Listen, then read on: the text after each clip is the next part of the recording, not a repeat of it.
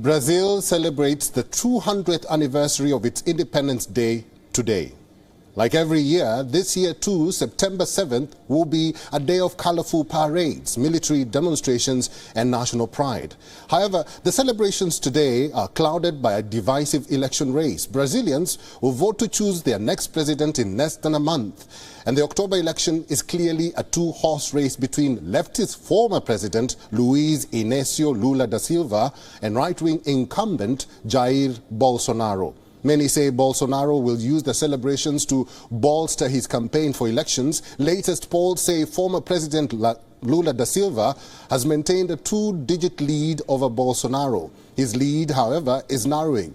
It has come down to 10 points from 12. Polls see Lula as winning 44% support in first round of voting against Bolsonaro's 34%.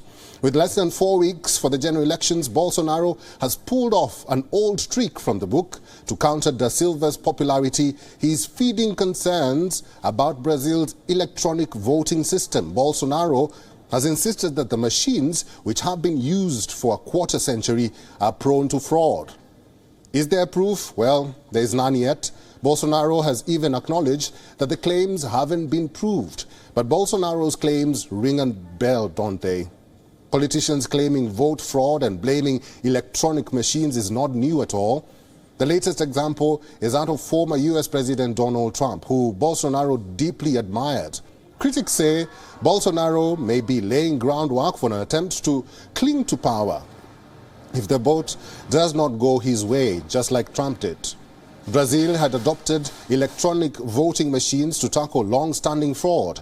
In earlier elections, there were numerous instances and incidents of ballot boxes arriving at voting stations already stuffed with votes.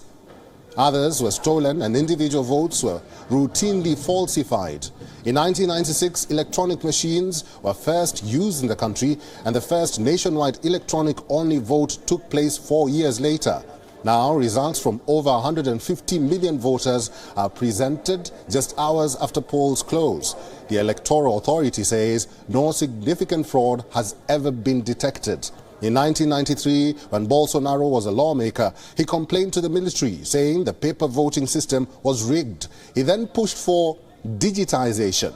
But once electronic voting was implemented, he became one of the fiercest critics. In 2015, he even proposed a constitutional amendment to bring back printed votes. It passed the Congress, but the Supreme Court blocked it. But does Bolsonaro have any evidence to back his claims? When he won the presidency in 2018 runoff, he later claimed that fraud had denied him an outright win in the first round.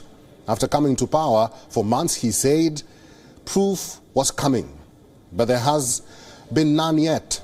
He admitted, saying there is no way to prove the elections were and weren't fraudulent, but added that there are indications. And based on these so-called indications, he's been running a campaign against electronic voting system. Bolsonaro, a former army captain, is also relying on the armed forces to expand its role in elections. The Electoral Authority invited armed forces to be part of the Transparency Commission. This is, however, provoked concerns at home and abroad about armed forces, which imposed a 1964 to 1985 dictatorship, overstepping constitutional bounds. Earlier this year, Bolsonaro said the armed forces will not perform the role of just rubber stamping the electoral process or be mere spectators. He even suggested military could conduct separate count of the results. The Bolsonaro government has been carrying out tests on electronic machines. Last week, the Electoral Authority accepted the government's proposal to run public pre-election tests using biometrics and photos. For now, it is not clear whether such a system could be implemented for the first round of elections on October 2nd. But can these last-minute changes to the voting process swing the votes in Bolsonaro's favor, or will it bring instability to Brazil?